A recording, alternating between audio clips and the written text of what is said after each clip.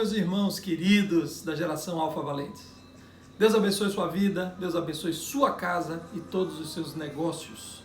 Hoje queria ler com vocês mais um pedacinho do Pai Nosso. Jesus fala assim, Mateus 6,13: Não nos deixeis cair em tentação, mas livra-nos do mal. Hoje quero falar com vocês sobre força em momentos de adversidade. Ao ler esse versículo, talvez a gente possa imaginar que Deus vai remover todo o mal, ou remover da nossa vida todas as tentações. Seria até mais fácil, mas não é assim que Deus opera. O modus operandi de Deus não é sempre assim. Claro que Ele pode fazer, Ele pode remover tudo o que Ele quiser.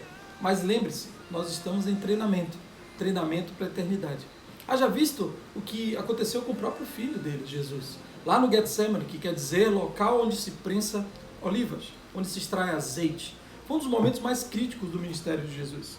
Naquele momento, Jesus teve uma angústia tão grande que ele chegou a suar sangue. É um fenômeno muito raro chamado hematidrose, onde há rompimento dos vasos sanguíneos que fica junto dessas glândulas sudoríparas e a gente acaba suando sangue.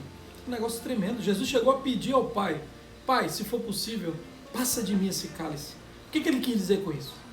Não que ele estava com medo, porque Deus não tem medo, mas ele quis dizer, será que há alguma outra forma de passarmos por isso? De acabarmos com esse sofrimento? Livrarmos a humanidade da escravidão da morte? Infelizmente, não havia outra forma. Jesus tinha que passar por tudo aquilo, tinha que enfrentar a cruz. Quer ver outro exemplo? Josué.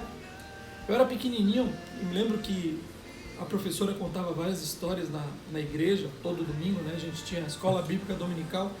E uma vez ela fez uma peça teatral, naquele momento em que Deus parou o sol. Aí eu perguntei para ela, professora, não seria muito mais fácil matar logo todo mundo? Né? Pois é, mas não é assim que Deus opera. Deus estava forjando ali um general, um líder, um dos maiores líderes que o povo hebreu já teve, o sucessor de Moisés. Então, amigos, o que a gente tem que esperar nesse momento de pandemia, nesse momento de muita adversidade, de obstáculo, é que Deus, ao invés de remover essas adversidades, que Ele nos fortaleça. Fortalecer como? Com fé, com força, com esperança, com propósito, com foco. Aliás, 5 coisas que eu queria falar bem rapidinho com você, para a gente combater qualquer tipo de tentativa do nosso adversário de inocular medo na nossa vida. Primeira coisa, não podemos perder o foco. Um bom exemplo disso foi o caso de Pedro, quando ele andou sobre as águas. Vocês estão lembrados? O que aconteceu? Jesus chamou ele botou o pé na água e flutuou. Começou a andar sobre as águas. Só que, por momentos depois, ele começou a olhar para os lados, olhar para as circunstâncias. E o que aconteceu? Ele afundou. Só não se afogou porque Jesus deu a mão e o removeu da água. Ou seja, enquanto ele tinha um foco em Jesus, ele andava sobre as águas. Perdeu o foco de Jesus, afundou. Segunda coisa, distração. Distração é um perigo. A gente tem várias formas de distração hoje, seja internet, seja, enfim, todas essas opções que a gente tem hoje, filmes, etc. Você está dentro de casa, você está em home office, para aqueles que não estão trabalhando, ou aqueles que estão trabalhando também, tem diversas distrações. Um exemplo de distração foi o caso de Davi, está lá em 2 Samuel, no capítulo 11. Davi, segundo o próprio relato, deveria estar onde? Na guerra. Deveria estar na frente de batalha. Onde é que ele estava? No palácio, olhando o que não devia. Ou seja, se deixou levar por distrações. Essa distração levou ele a observar o que não devia. Uma mulher que estava a tomar banho, que era Batseba. Isso levou ele a desejar, levou ele a adulterar e lá no final, a assassinar uma pessoa. Meu Deus do céu. Imagine, tudo por causa de uma distração. O adversário só precisa de uma brecha para poder agir. Isso ele encontrou em Davi. Davi, com aquela distração, com esse tipo de comportamento, ele permitiu que o adversário agisse. Sua visão se turvou, seu caráter foi completamente modificado. Davi cometeu um crime que ele próprio repudiava. Terceiro, desespero e prostração. Acho que um dos maiores exemplos na Bíblia é Jó. Jó teve as maiores perdas que um homem pode ter. De um homem mais rico do Oriente a um homem que absolutamente ficou sem nada. nenhum tipo de bem, não tinha filhos, todos os filhos deles morreram, ele passou a não ter absolutamente nada. Mas mesmo assim, olha o que ele fala, lá no capítulo 13, versículo 15. Embora ele me mate, ainda assim esperarei nele. Certo é que defenderei os meus caminhos diante dele. Que fé inabalável a fé de Jó. Impressionante. 4. Negativismo. A gente precisa combater o negativismo.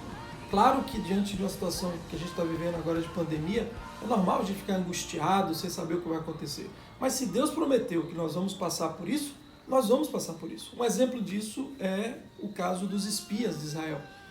12 espias foram enviados por Moisés para observar a Terra Santa, a Terra Prometida. Mas apenas 2 tiveram uma visão diferente, Josué e Caleb.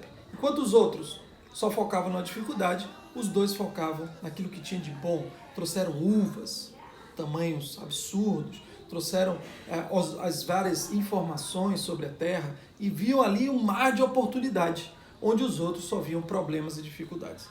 Quinto e último ponto, precisamos combater o medo. O medo não tem outra função a não ser nos tirar do propósito, nos tirar da missão que Deus nos confiou.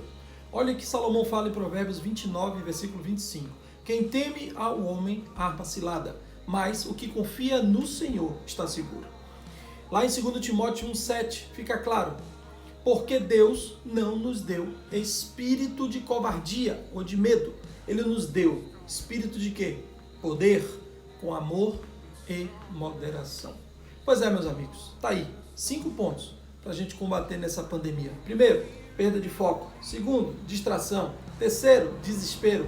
Quarto, negativismo. Quinto, espírito de medo. Eu queria que vocês fizessem essa oração hoje comigo. Senhor Jesus, obrigado, porque o Senhor tem nos guiado até aqui, Pai. E o Senhor nos guiará até o fim da nossa missão. Obrigado porque a Tua palavra nos enche de fé. Obrigado, Senhor, porque mesmo diante de dificuldades, as circunstâncias adversas, nossos olhos seguirão fitos em Ti, focados em Ti, Pai. Te amamos, Senhor, te amamos, Deus, em Cristo Jesus. Amém. Declare hoje, sou livre de toda atadura do medo, distração, desespero, prostração, negativismo, porque temo ao Senhor e sei que no final serei exaltado. Deus abençoe sua vida, sua casa, seus negócios. Nos vemos amanhã. Shalom!